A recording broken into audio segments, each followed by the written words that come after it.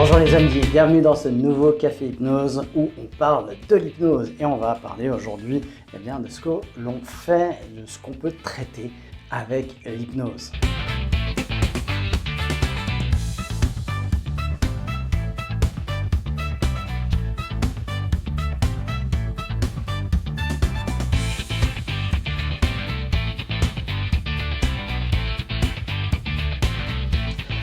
Bonjour à tous, bienvenue dans ce nouveau Café Hypnose, j'espère que vous allez bien dans ce bel été. Voilà, c'est l'occasion de prendre soin de soi, c'est l'occasion de partir en vacances, peut-être pour se ressourcer, pour se recharger, faire le plein d'énergie, profiter des échanges, des gens, du soleil, de la lumière. C'est vraiment le moment, et oui, c'est ça, c'est ce dont on parle régulièrement, c'est se recharger, se ressourcer. Et j'espère que c'est profitable pour vous et que vous en profitez bien. Moi, je suis toujours là avec vous. Eh bien sûr, j'ai pris cet engagement avec moi-même en début d'année. Voilà, j'ai plaisir à vous retrouver de manière hebdomadaire pour cette rencontre, ce rendez-vous qu'on prend ensemble. Bi-hebdomadaire puisqu'on se voit les mardis et les jeudis pour parler d'hypnose le mardi et puis en faire l'expérience. Parler c'est bien, mais pratiquer c'est mieux, et donc on peut joindre l'utile et l'agréable en même temps. Aujourd'hui j'avais envie de parler avec vous de ce que on peut faire en hypnose et plus particulièrement d'une chose, d'une pratique, voilà, des demandes que j'ai régulièrement. Alors, qu'est-ce qu'on peut traiter en hypnose déjà? Eh bien, le champ est très très vaste. On pourrait très rapidement dire tout, mais c'est pas tout à fait ça. On va traiter au fait tout ce qui est psychosomatique, tout ce qui est lié au cerveau, à la tête. Alors, qu'est-ce qui est psychosomatique? Eh bien, il faut considérer, selon l'OMS, que 8 consultations sur 10 auprès d'un généraliste est pour une question psychosomatique. Ça veut dire quoi? Eh bien, c'est que ça touche un problème, une région du corps qui n'est pas lésionnelle, il n'y a rien de cassé, mais c'est fonctionnel. Il y a quelque chose qui ne fonctionne pas bien. Il faut savoir que l'ensemble de nos organes, de nos muscles sont reliés par des réseaux nerveux au cerveau, au système donc au système nerveux central qui gère toutes les fonctionnalités. Et s'il y a un dérèglement sur ces fonctionnalités, eh bien c'est le cerveau qui, pour une raison X ou Y, eh bien, ne donne plus les bonnes informations. Ça concerne 8 consultations sur 10 auprès d'un généraliste, c'est-à-dire 80% à 80% de toutes les problématiques médicales. Et c'est un vrai casse-tête pour les médecins parce que eux sont formés pour traiter ce qui est cassé. S'il y a un organe qui est défaillant ou il y a une maladie, quelque chose, on peut traiter la maladie, on peut traiter la lésion, on peut, ce qui est cassé, on peut réparer. Le médecin, il a un bras cassé, là on peut mettre un plâtre, remettre les os en place d'abord, et puis mettre le plâtre, et puis vérifier que le corps se répare. Et comme c'est le corps qui se répare et pas le médecin, eh bien, même là-dessus, on peut agir en hypnose, puisqu'on peut aller agir. C'est quoi le corps? C'est l'inconscient qui donne les ordres, c'est le système nerveux central aussi, qui va donner les ordres de réparation au corps. Et donc, du coup, on va pouvoir agir aussi sur l'accélération et l'efficacité de la réparation. Ce qui m'est déjà arrivé de faire avec certaines personnes, notamment avec mon fils quand s'était cassé le bras. Mais il y a aussi tout un ensemble de problématiques dans les douleurs, les leurres qui sont doux. Eh bien, une personne a mal à la tête, elle va faire des radios, il n'y a rien de constaté, de lésionnel, il n'y a rien de cassé, il n'y a rien. Mais par contre, elle a toujours mal à la tête. Alors, on a d'autres mots comme ça, mal à un genou, mal à une jambe, mal à un pied, mal au dos, mal au ventre, tous les mots comme ça qui n'ont aucune origine constatée, où on peut poser un diagnostic, on voit bien qu'il y a une douleur, mais on ne trouve pas l'origine. On ne comprend pas pourquoi ça fait mal, puisque on constate qu'il n'y a rien. Donc là, les médecins font deux choses. La première, c'est antidouleur. Et puis la deuxième, c'est éventuellement, des fois, ils vont adresser la personne, le patient, à un psy. Parce que vu que c'est psychosomatique, eh bien, on va s'adresser à quelqu'un qui traite de psy, de problèmes psychiques. Et donc, psychiques. Et donc, voilà, donc le médecin devient d'aucune utilité à partir de là. Eh bien, c'est là aussi où, justement, en hypnose, on va travailler tout ce qui est psychosomatique. Nous, on comprend qu'au fait, on a énormément étudié, en tout cas, si on fait une bonne école, encore une fois, si on considère son métier ou cette pratique sérieusement, on va très vite aborder des notions de neurosciences. On va aussi comprendre comment l'inconscient, qu'est-ce qu'est l'inconscient, et on va cartographier cet inconscient. On va le comprendre et on va communiquer avec lui. En tant qu'hypnothérapeute, je permets aux gens qu'ils communiquent avec leur inconscient, et puis si eux n'arrivent pas, moi je communique avec leur inconscient. Et je vais déjà ouvrir la porte, parce que entre conscient et inconscient, il y a une fracture naturelle, il y a une frontière qui existe. Et si on n'ouvre pas cette porte entre le conscient et l'inconscient, ça reste hermétique. On ne peut pas communiquer l'un à l'autre. Et puis ensuite, une fois qu'on a ouvert la porte, il faut parler le langage de l'inconscient si on veut s'adresser à lui. Lui s'adresse à nous dans son langage. Et on n'a jamais appris à le décortiquer, à le lire, à apprendre cette langue étrangère, parce qu'il se décrypte comme une langue étrangère.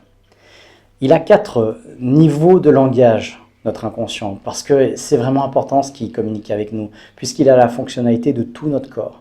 C'est lui qui gère toutes les fonctionnalités de notre corps. Comment vous faites pour activer votre digestion? Comment vous faites pour activer de la régénération cellulaire? Où exactement il y en a besoin?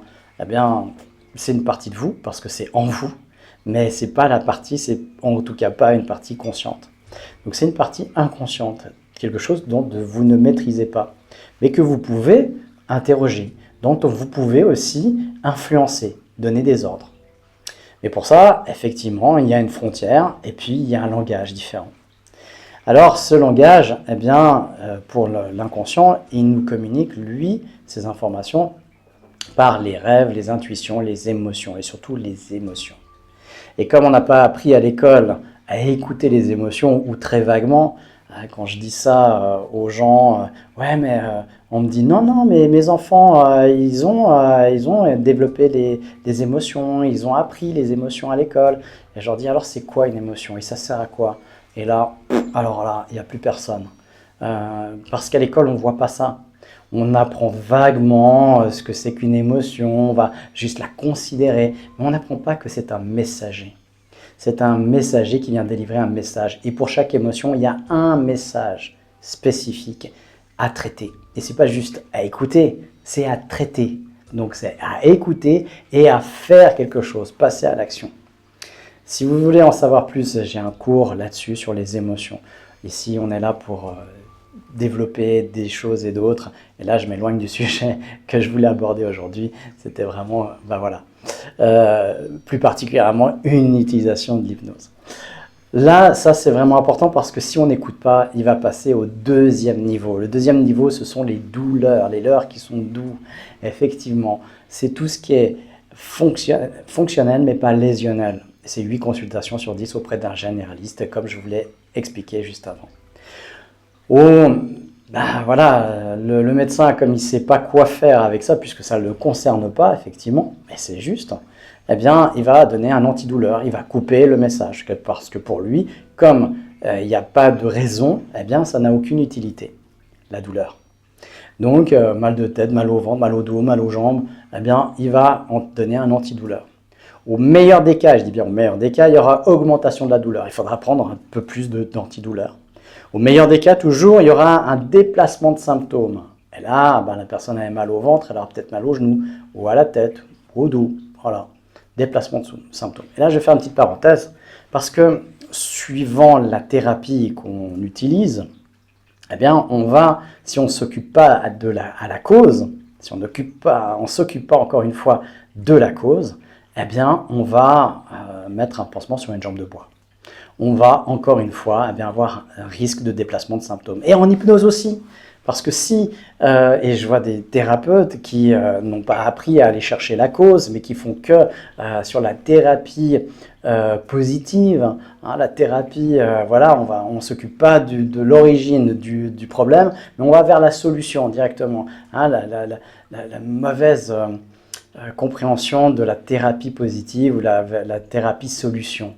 Mais la thérapie solution, c'est peut-être d'aller découvrir l'origine et puis de dégommer l'origine. Et puis peut-être que c'est ça la solution, justement. Et c'est pas seulement aller visualiser un objectif qu'on aimerait avoir, une solution qu'on aimerait vivre. C'est pas ça seulement. Et des fois, c'est comme la pensée positive. Quand tout va mal dans ta vie, ou que tu es en mauvaise santé, ou que tu as 40 kilos de trop, te dire devant le miroir, je suis plus beau, je suis plus fort, je suis le meilleur, tout va bien, tout va bien, tout va bien, ça n'arrange rien. Ça s'appelle faire l'autruche. C'est se foutre la tête sous le tapis avec les problèmes. Et puis on enferme les yeux, et comme si ça allait les effacer. Non, ça sert à rien ça. Au contraire, c'est pire que tout. Donc justement, attention à ces faux raccourcis, ça vend du rêve. Et après, il y a des retours de bâton, des gens qui sont désillusionnés, qui jettent l'eau du bain avec le bébé. Et tout est mis dedans après. Donc non, c'est juste qu'on s'y prend mal, on ne réfléchit pas. On boit ou on mange ce qu'on nous a appris et puis c'est tout. Non, non, non, non. Il faut vraiment s'occuper de l'origine. Parce que des fois, il y a aussi des déplacements de symptômes dans ce genre de thérapie tant qu'on ne va pas aller voir l'origine. Et parfois, il y en a un, parfois on y a accès, parfois on n'a pas accès, et parfois, il n'y en a pas. Alors là, on va travailler sur l'orientation positive, effectivement. Ensuite, si on n'écoute pas toujours, au pire des cas, parce que j'ai parlé au meilleur des cas, hein, augmentation de la douleur, déplacement du symptôme, au pire des cas, il passe au 3e niveau, accident et acte manqué. Et au pire des cas, il va passer à la maladie, le mal qui a dit.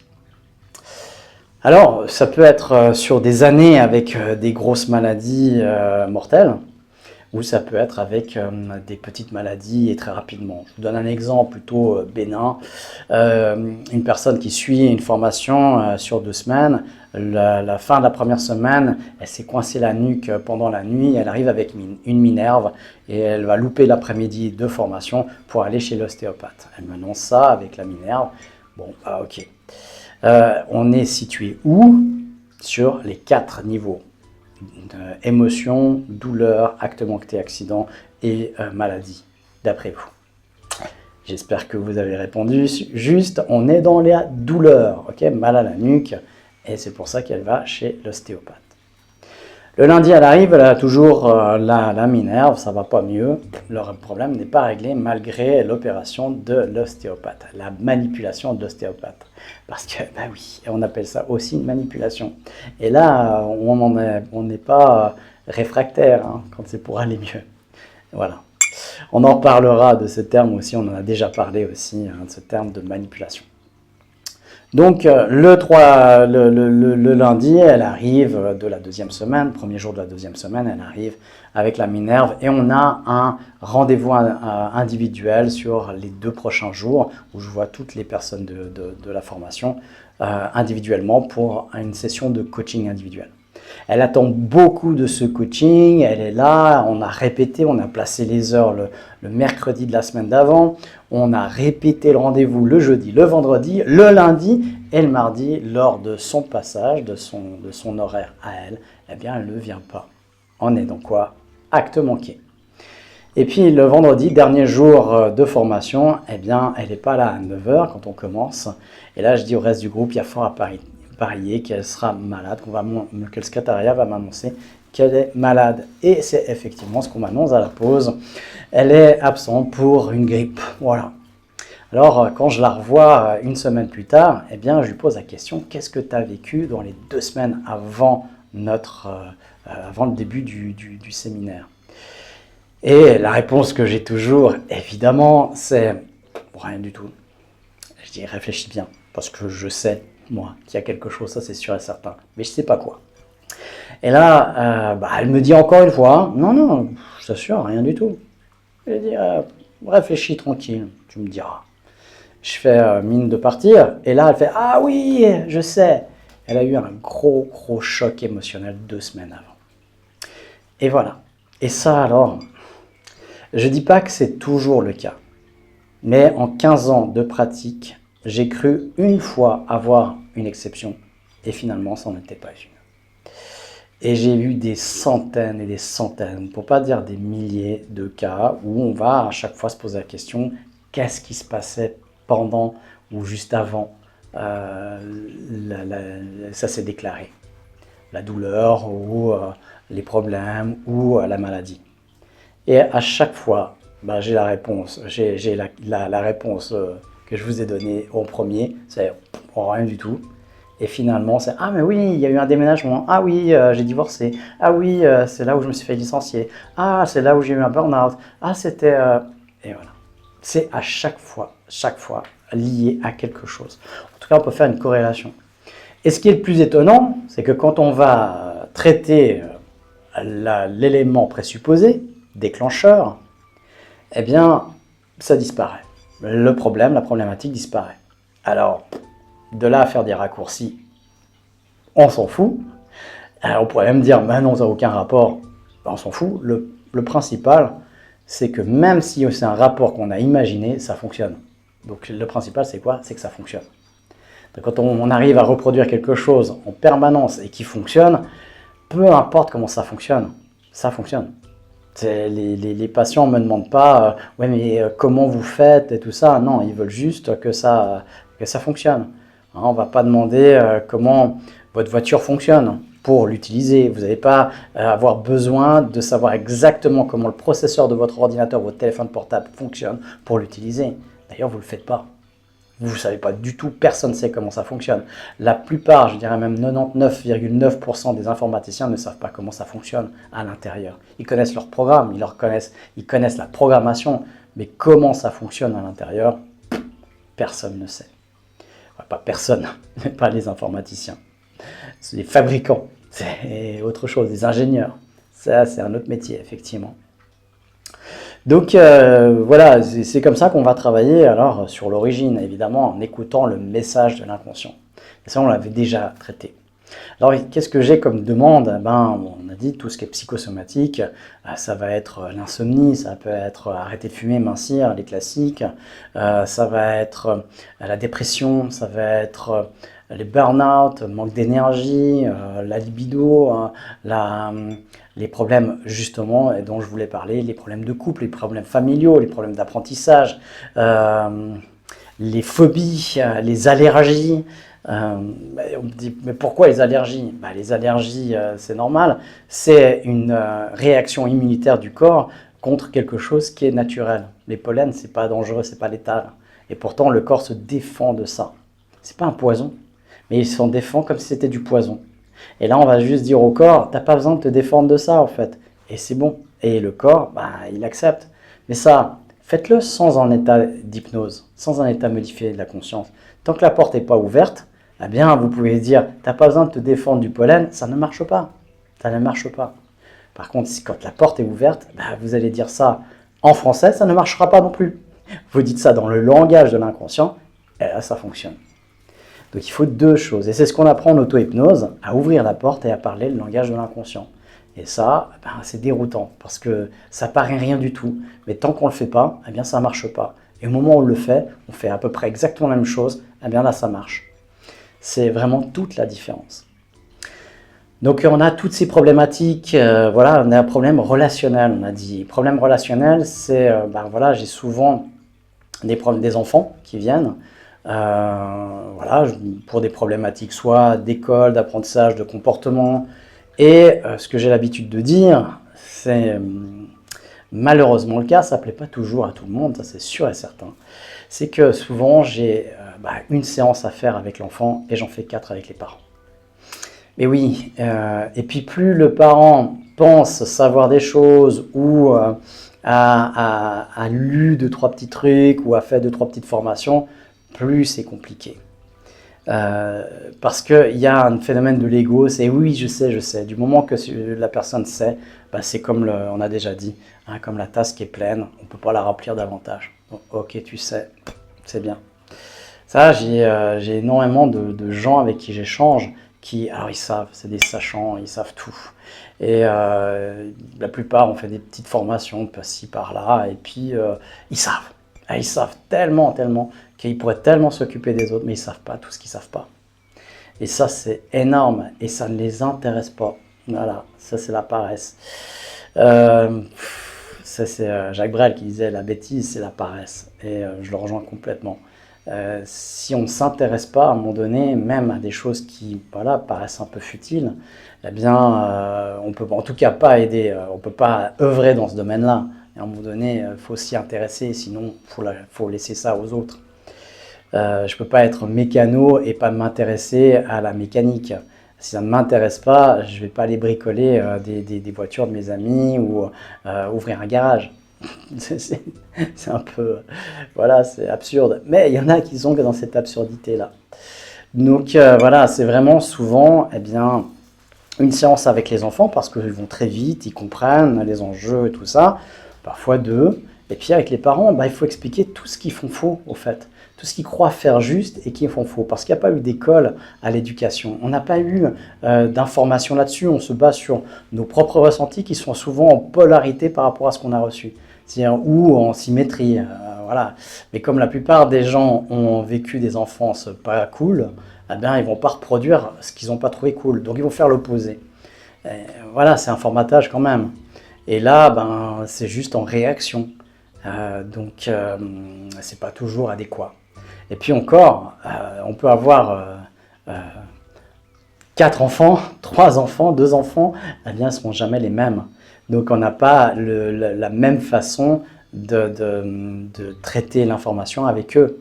On n'a pas la même communication avec eux. On ne devrait pas avoir la même communication avec l'ensemble de nos enfants. On ne peut pas traiter l'un comme l'autre.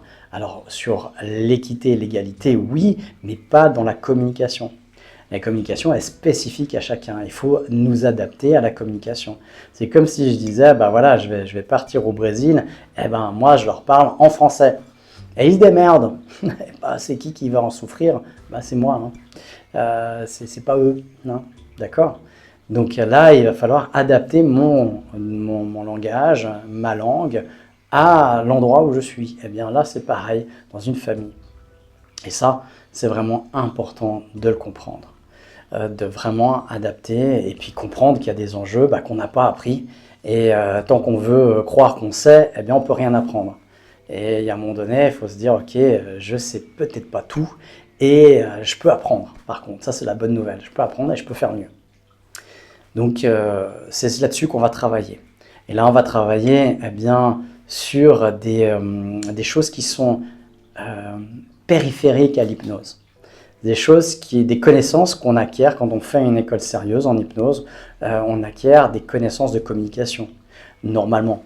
On acquiert des connaissances eh bien, de création de sympathie où on va pouvoir rentrer dans le monde de l'autre. On va être en tri sur l'autre. Ça, c'est de la PNL. On a vu ce que c'était un petit peu la PNL. Il y a plein de concepts comme ça. Tri sur l'autre, c'est ce qu'on apprend tout de suite en coaching mental dans mon livre qui est là. Et puis dans le cours, eh bien, c'est comment j'aborde les choses avec une personne. Est-ce que je le vois que de par mes lunettes ou mon regard, ou est-ce que j'arrive à me mettre à la place de l'autre?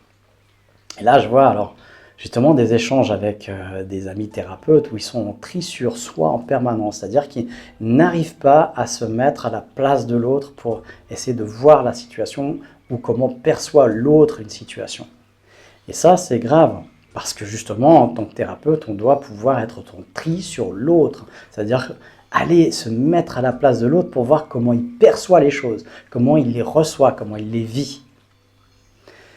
Donc, c'est un premier travail, ça aussi, un travail de posture, savoir comment comment mes enfants perçoivent le monde ou perçoivent mes réactions. ma punition, ou mes exigences, ou mes attentes, ou mes besoins, et d'aller se mettre aussi dans leurs besoins, dans leur vision des choses, et d'aller percevoir, d'aller chercher ça, de se mettre à la place de l'autre.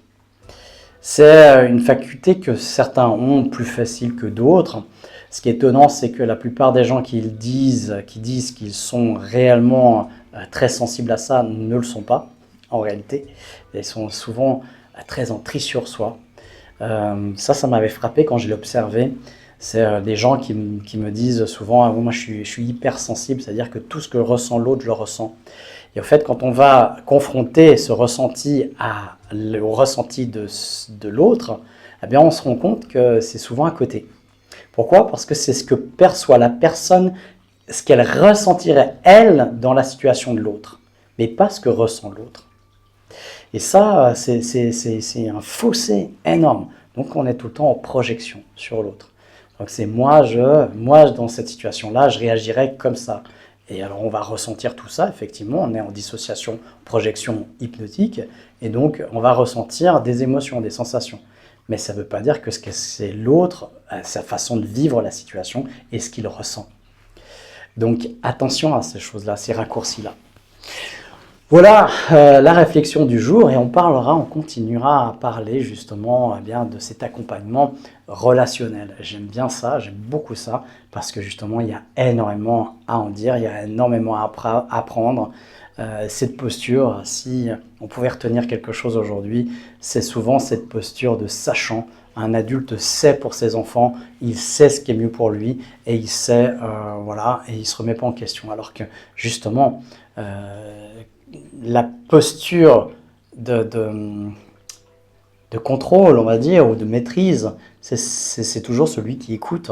C'est celui qui a une posture plutôt basse, c'est celui qui va avoir le plus de richesse à l'intérieur de lui, c'est celui qui arrive à vider son verre pour en accumuler d'autres, accumuler, pour pouvoir s'enrichir. Celui qui sait, il s'arrête là, c'est terminé. Voilà, il y a des personnes qui meurent à 30 ans qu'on enterre 40 ans plus tard. Ça, moi, je le tiens de Sacha Guitry et dernièrement, j'ai vu que c'était attribué à quelqu'un d'autre. Et j'aime beaucoup cette citation. Ça concerne énormément de monde. J'espère pas vous. Sur ce, je vous souhaite une excellente semaine. On se retrouve jeudi à 20h20 pour notre expérience hypnotique. À bientôt.